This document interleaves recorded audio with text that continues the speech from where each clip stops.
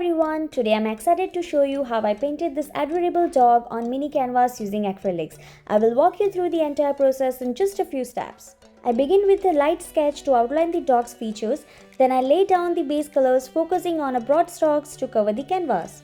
Next, I'm laying down a base color for the nose, usually a dark shade like black or deep blue. This gives us a solid foundation to build on.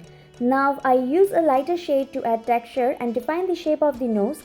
I pay special attention to where the light hits, adding small highlights to create a shiny wedge look. This really makes the nose pop. Finally, we will add those last little touches that really bring the painting together. A bit of shine on the nose, some highlights in the eyes, and a few shadows to add depth. These small details make a big difference.